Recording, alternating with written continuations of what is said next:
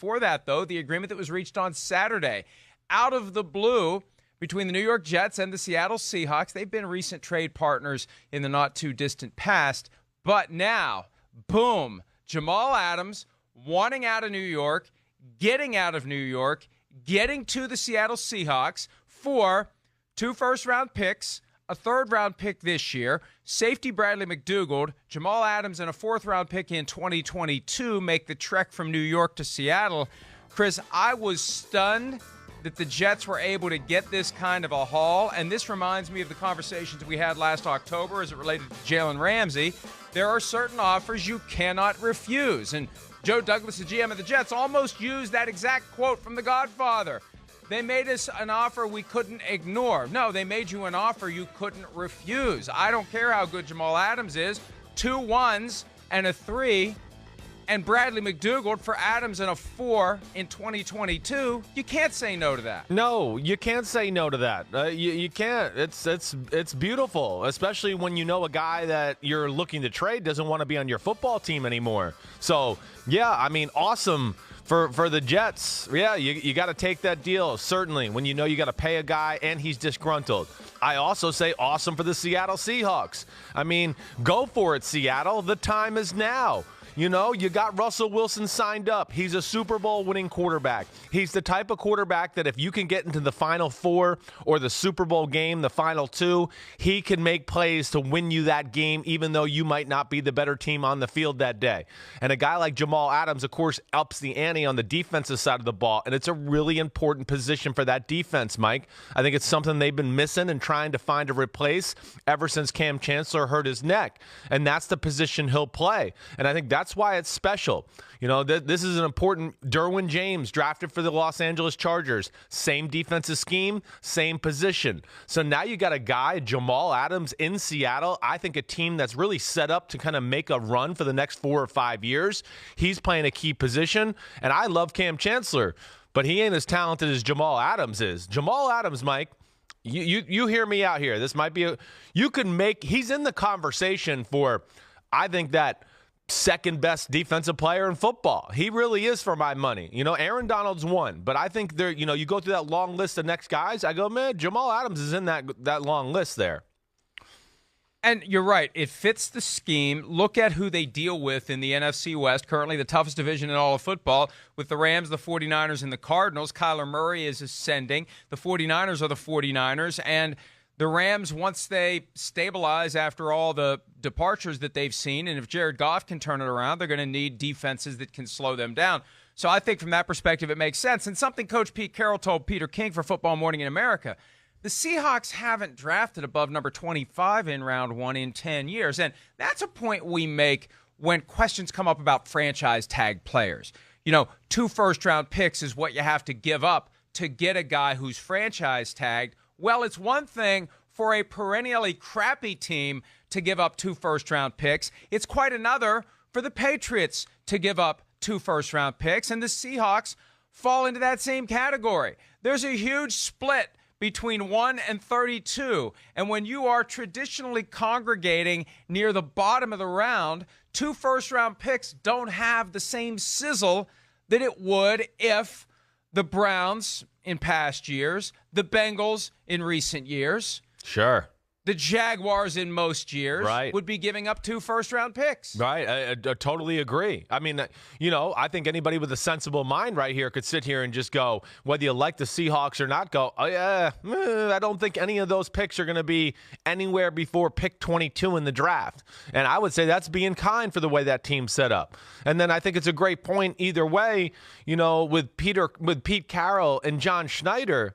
I mean, these are guys that have showed us that, you know, first-round picks, first off, they didn't build their team. They built their team on second, third, fourth, fifth-round picks. I mean, that's what they've done. That's why they've hung around here for the last decade in a row, or last 10 years in a row, because of their ability to draft mid-rounds. I know, same thing. I just want to clarify. But decade in a row, I understand, decade in a row. One decade in a row is still technically accurate. I know you're trying to force some more entries into Sims-isms, but that doesn't count. No, it doesn't count. But, I mean, so from that, you know, I think when you just add it up from Seattle Seattle standpoint and you go, wait, Russell Wilson in his prime.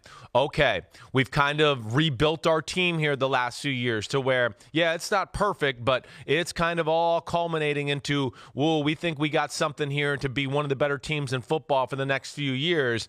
And then you go, all right, Bobby Wagner's getting a little older. We drafted Jordan Brooks in the first round out of Texas Tech. Okay, we'll be able to replace him in the next year or two.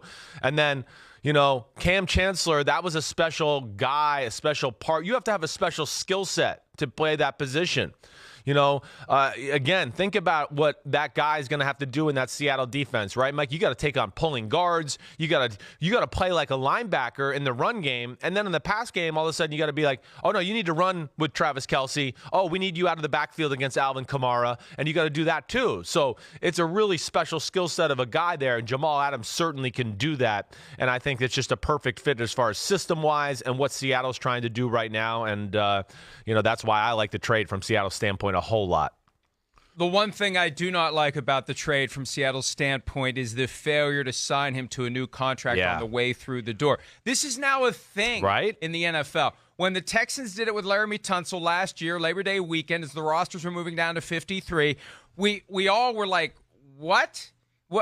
And the jokes were plentiful because the Texans didn't have a GM at the time. Right. But to give up multiple first-round picks for Laramie Tunsil and Kenny Stills, and you don't get a new deal with Tunsil on the way in the door, you give the player more leverage. And what did we see? A 3-year, $66 million extension for Tunsil this year, $22 million a year in new money. And then the Rams do the same thing with Jalen Ramsey during the season. They don't get him signed to a new deal. They give up 2 1s and a 4 to get him, and now Ramsey's got all the leverage, and the Rams are looking at the very real possibility of giving up 2 1s and a 4 for a guy that they have for a year and a half, which is unthinkable and would be unforgivable if it happened. So now, here are the Seahawks with a guy who won't be disgruntled on the way through the door in Seattle, but he has a history of being disgruntled, and he's got a history of acting out, and he's got a history of speaking out. And if he has a big year this year, and they don't offer him the kind of money he's looking for, and I've seen upwards of $20 million a year when the safety market, Chris, is currently below $15 million a year. If Jamal Adams gets it in his head that he's worth $20 million a year, if it's that Julio Jones dynamic that we saw in Atlanta a couple of years ago, where you say, oh, the quarterback's making $35 million a year, I'm at least worth half that. I'm worth more than half that on the defense. I'm the Russell Wilson of the defense. Then the next thing you know, a year from now, or less than that, you've got Jamal Adams, who's got all the leverage because they've already made the investment with the draft picks. If he decides he's going to start treating the Seahawks the way he treated the Jets, then the whole thing blows up in their face. Yeah, you're right. I mean, it is definitely risky. There's no doubt about that. Now, Seattle's has the ultimate confidence in their culture and the environment and just the enthusiasm that's in that building on a day-to-day basis. I mean, anybody I've ever talked to, that's all they ever say. Chris, I know. Until they have to run off half the team because they're sick of dealing with the guy. Well, no doubt about it. Until they reach their wits' end, it's all great. Well, you're right, but they're not scared of it. That's what we know. They're not scared of personalities, but you're right. They're going to, at some point, have to deal with this, pay the Pied Piper here with Jamal Adams. I mean, hey, $20 million a year, when I hear that right now, I go, that's a little crazy. Like you said, nobody's making 15. Let's just start at 18, 17, okay? Let's not just blow the market out of the water here. But either way, yes, that day is going to come. I do think Seattle realizes, of course, how special the football player is and how important that position is to make their defense successful. And let me just throw this into it too, because this is worthwhile. My father always points this out to me with Jamal Adams, and I think it's a real point because, yes, he wants his money, and we all sit here and, oh, gosh, you're making good money, and I get it, yes, athletes are spoiled a little bit, but this is their great talent in life, and they got to capitalize. Jamal Adams' father, George Adams, played running back for the New York Giants. My dad would tell you that he was going to be a superstar, that he thought, oh, my gosh, we might have one of the best running backs in football. Well, he played one season. Going into training camp his second year, he had the Bo Jackson injury, right? His hip dislocated. He tore the labrum around his hip. Never really got to make any money, do anything in his whole career. I really think that is in Jamal Adams, his brain. How can it not be when that happened to his father? So because of that, I think he's, kind of driven the stake into the ground a little bit and wants to be paid. Now, this will cool him off for a little bit, but you're right. At some point, he's going to go, okay, somebody pay me my freaking money. I'm one of the best defensive players in football, and hopefully Seattle's smart and does that at some point during the season. I want to flip over to the Jets angle, Chris. Before I do that, though, I have an idea of one last point as it relates to the Seahawks and Jamal Adams and paying Jamal Adams. And I am going to tell everyone, check out PFTOT on Peacock, YouTube, wherever, because we have a lead topic for PFTOT. We'll get to that after the show, but there's too many other things to get to than to have me babble on and on for possibly 10 minutes about this theory that just popped into my head while we were talking about this. All right, from the Jets' perspective, as we've already said, it's an offer you can't refuse. 2 first-round picks, even if they're going to be low. A third-round pick, a safety to replace Jamal Adams, and you give up a 4 along with Adams in 2022. You can't say no to that, especially when you have a guy who does not want to be there and a guy who has just gone scorched earth. Now, here's the thing. Scorched earth. The trade was in the works before Jamal Adams decided to tweet in disapproving fashion regarding the allegations made last week against Jets owner Woody Johnson in his capacity as U.S. ambassador to Great Britain. The trade was in the works when Jamal Adams decided to go on the record with fellow founding member of the Adam Gase hater club, Manish Mehta, and the two of them just unloaded on Gase. The deal was already in the works. This wasn't the last domino that got the deal done, that got the Jets to relent. This wasn't the trigger to make the deal happen out of thin air. The deal was already happening. I'm told that the reason it happened Saturday is because on Friday, that's when everything crystallized as to what the salary cap will be this year and next year, and that's when everyone was satisfied we can do this deal and move forward. It had nothing to do with what Jamal Adams said. So the end result is, Chris, all that stuff Jamal Adams did last week, it was gratuitous. Yeah. And if anything, it potentially could have blown it up. What if the Seahawks had, and the Seahawks could have squeezed the Jets on this, and they said, well, we were going to give you 2 2s and a 3 and Bradley McDougald before Friday, but now that your guy is going crazy here and going all in on Adam Gase, and you guys have an untenable situation, we're not so inclined to give you all that stuff now. We're going to peel back that 3rd-round pick. We're going to maybe make that 1st-round pick in 2022 a 2nd-round pick. What could the Jets have done? So Jamal Adams could have jeopardized the trade with that desire to take a shot at Adam Gase last weekend. Yeah. I mean, when you hear that, you just go, well, yeah, what the hell are you thinking, Jamal Adams? Why would you do that? Why would you risk it? Why would you let Pete Carroll and John Schneider, who are sitting there, and you obviously know there's action behind the scenes as far as your agent, the Jets, and the Seattle Seahawks. Why would you even put in their brains at all that, like, man, this guy, is he a jerk, or, is he a bad guy? Like, and especially because they know he knows that this trade talk's going down and he's still doing these type of things. So, yeah, I did not like that. I'm not going to lie here. I mean, as much as I like Jamal Adams and the way he plays football, and I've been around Jamal a few times, he's a fun guy. He really is. He's intense. He's intense in real life, too. But, I don't like the shots at Adam Gase on the way out the door.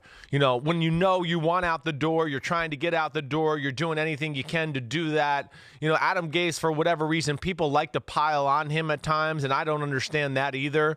And, Manish Mehta, I mean, don't even get me started on that subject either.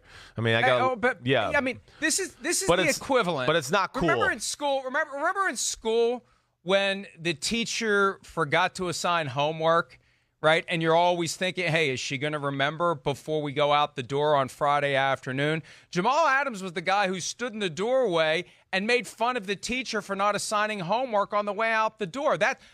He jeopardized this deal. That hasn't come out yet, but common sense tells me you jeopardize that deal, because if you're dealing with another team, and maybe John Schneider decided not to take advantage of this, but he could have, and you could argue if you're a Seahawks fan, he should have, you put the screws to the Jets and you say to them, hey, you've got a mess here. We will not do this deal on these terms. Not now. Circumstances have changed because Jamal ran off his mouth, and it was dumb. He could have potentially blown the whole thing up and found himself stuck with the Jets, or not going to the Seahawks, a team where he presumably will be happy because it's going to be a much better team than the Jets have been during his career. Well, yeah. I mean, the thing I think about, too, is, I mean, maybe did Jamal Adams, as the conversations were going down, did he think the Jets were trying to drive too hard of a bargain or something like that?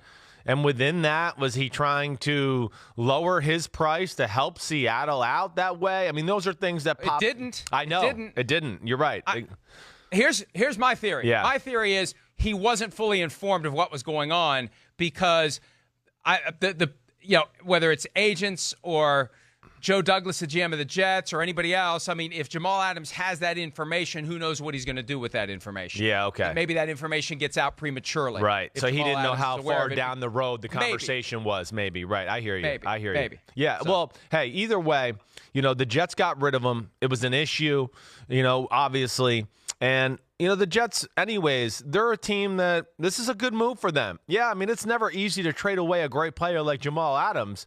But the Jets, come on, Jets fans know this. Everybody knows this. They're not one guy away right now. They're a whole plethora of guys away still. I mean, they're almost back in rebuild mode.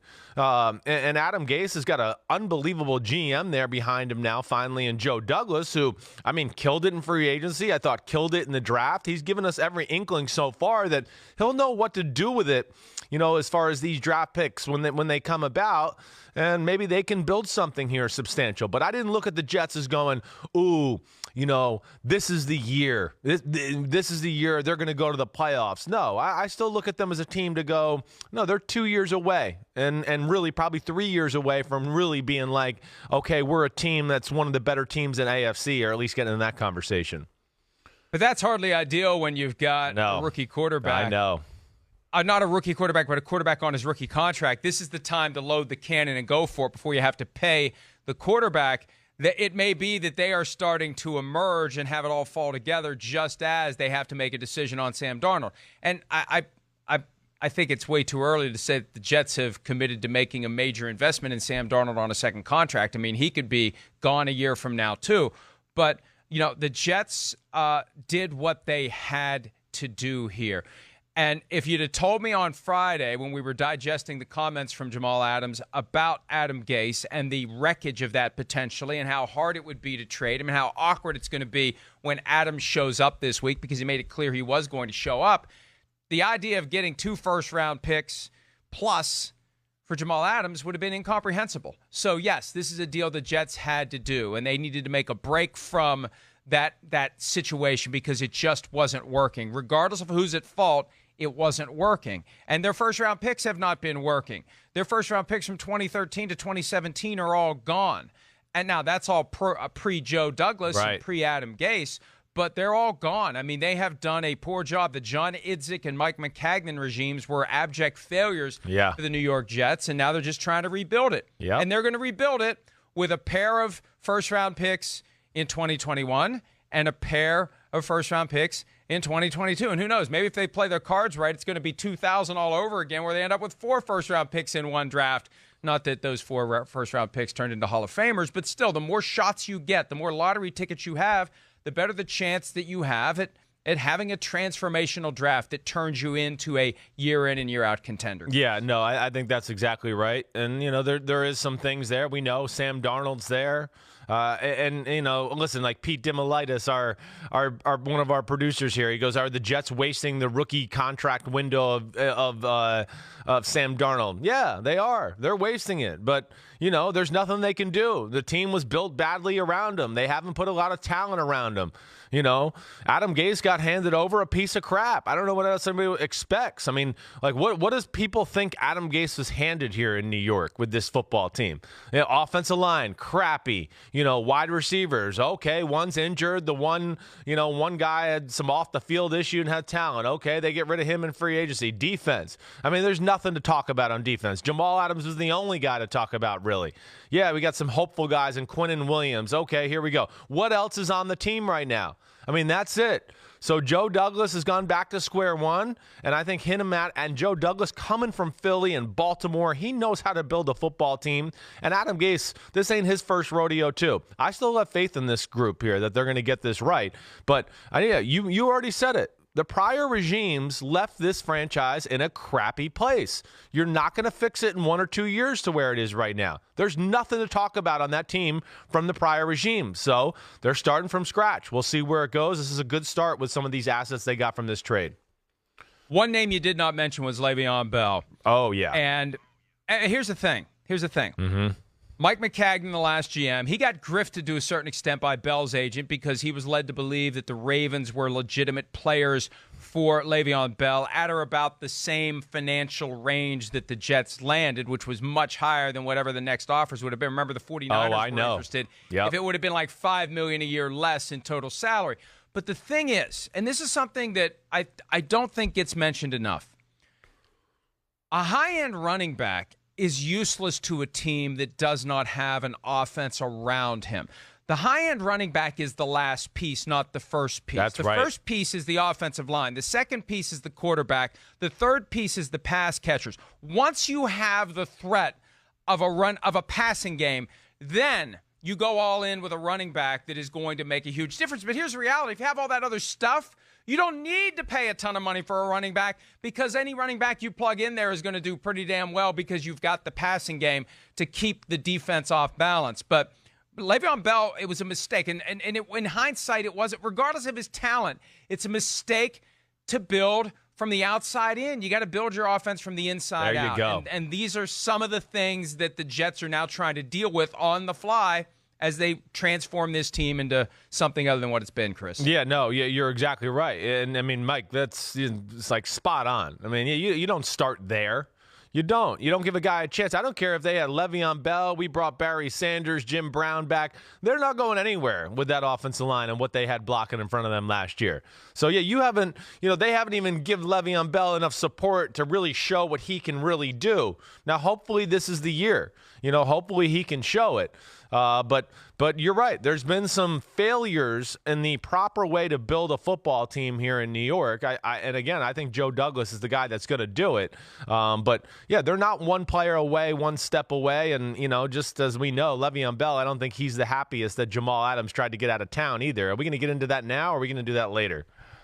Well, I mean, let's touch on it briefly now. Okay. It's some Twitter back and forth between Le'Veon Bell and Jamal Adams. Le'Veon Bell did not like the fact that Adams wanted out because apparently Jamal Adams, one of the key voices in getting Le'Veon Bell to sign on with the Jets in 2019, Jamal Adams, saying as little as he ever does, noted "See you week 14." Le'Veon Bell kind of interpreting that as a potential threat. I don't know that it's a threat. It's a reality. The two teams get together in Seattle December 13 under the current schedule, and it'll be interesting to see what happens when Le'Veon Bell and Jamal Adams encounter each other on the football field. But look, this is what happens when you have not only a guy who all of a sudden wants out, but a guy who is so committed to getting out that it does do damage. Like, just, if you want out, that's fine, but don't create a mess for the rest of us. That's right. The comments on Friday, especially if Jamal Adams had any inkling he's getting out, it's gratuitous and it's unfair to his former teammates because now they have to clean up the mess. That's right. That Jamal Adams made by deciding to go scorched earth on the head coach. Yeah, that's really the big issue there. I mean, yeah, obviously Le'Veon Bell feels a little burned by the fact that Jamal Adams recruited him there, probably pounded on the table, told Jets guys to get Le'Veon Bell there, and then he wants out. Like, yeah, but you're right. That's the point is, yeah, he's made a mess, and now, like, Frank Gore has to answer questions over the weekend about Adam Gase and the Jets and the organization, and it's something he has nothing to do with, and it's going to go right into training camp, and then yes, this is going to become a story, because of course everyone's latching onto this up here, and I don't think it's right. And I don't think the jumping on the Adam Gase thing, that's the part I just don't understand right now. And we're all going to take the word of a guy who we know didn't want to be here and was doing everything he could get out. And now we're going to make him the jump off point to be like, oh yeah, he's right. No, I mean, he was doing whatever he could to get the hell out of here. Had nothing to do really with Adam Gase. He was just making sure he was going to push a button every other day to make sure it pissed the Jets off to maybe he could get out and get to where he wanted. So that's all there is to that. And I don't want to see it become a thing here or a story as we go on. On the way to our first break of the day, here's Jamal Adams' tweet. The message to the Seahawks organization and fans: you have a man on a mission, a man all in on winning a Super Bowl, being the best leader and teammate he can be, and a man who will give everything he has to the city of Seattle and to the 12s across the world. Thank you for believing in me. And I believe in that 100%. The question is, what happens if and when Jamal Adams isn't happy with his contract, with the scheme, with the offense, with the coaching staff, with anything else, because he's proven in his 3 years in the NFL. And this goes back to Todd Bowles. When he doesn't like something, he says so. And the Seahawks are going to have to deal with that the first time there's something Jamal Adams doesn't like. Hi, I'm Mike Tirico, and thanks for watching. Make sure to hit subscribe for the latest news and highlights from NBC Sports.